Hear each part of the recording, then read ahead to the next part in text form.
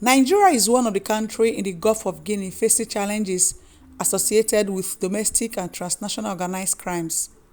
These organized crimes manifest in form of pipeline vandalism, crude oil theft, artisanal refinery, which has led to severe environmental pollution and degradation, among others. In a bid to address this menace, civil society organizations, youth and environmental advocacy center, and stakeholders want President Muhammadu Buhari to issue license to 18 modular refinery already approved before he leaves office on May 29, 2023 as a way of mitigating organized crime in Nigeria. So we are calling on the Nigerian government to establish the task force against organized crime in Nigeria and the Gulf of Guinea, working with other countries in the region. We are also calling on the Nigerian government to establish the Presidential Artisanal Crude Oil Refining Development Initiative, PACODI, which aims to legalize and modify artisanal refineries to make it something that we illegally obtain. The government should also put together what we call the modular refinery that they have promised. That will help to address the issue of providing jobs for the youths who are involved in the organized crime of oil theft, pipeline vandalism, and of course artisanal refining and environmental pollution. So if government can do some of these things, it will go a long way to address the issues that we have in the Niger Delta, because I believe that the pipeline surveillance contract is not enough to address the issues. But if we can bring about the carrot approach, which is to provide alternative livelihood for this youth, I believe it will go a long way to address the issue of organized crime in Nigeria and Niger Delta. Thank you very much. This conference in Nigeria underscores the role the country can play in galvanizing collective measures to deepen the fight against organized crime.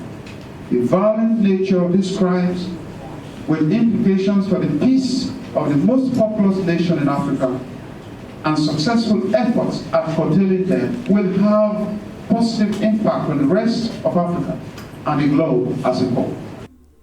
They allege that organized crime thrives because security agencies who are supposed to expose and apprehend those involved in it are hobnobbing with them. Crime thrives because those who are involved in it fail to expose it. They aid and abet and refuse to say something when they see something.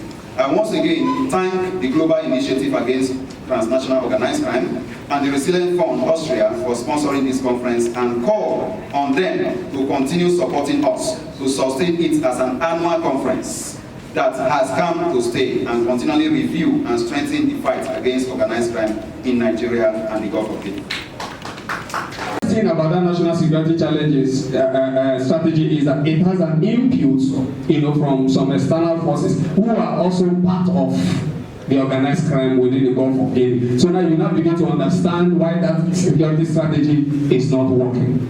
Then number two, that we also have to interrogate is the moral credentials of political leaders, those who are supposed to take certain actions, that should prevent these crimes from happening. The need for the federal government to provide alternative livelihood opportunities for those displaced by the war against artisanal refinery was also emphasized. In order to properly address the organized crime of pipeline vandalism, crude oil theft and artisanal refining, a carrot and stick approach must be adopted. This means that while the pipeline surveillance contract is a stick approach used to attempt stopping pipeline vandalism, artisanal refining and associated environmental pollution, what can actually stop it is the adoption of the juxtaposition of a stick and carrot approach. When you look at a complementary effort like a carrot approach by providing alternative livelihood opportunities for the youth, it becomes a process that can address this. Egogon Akabui, AIT News, Port Harcourt.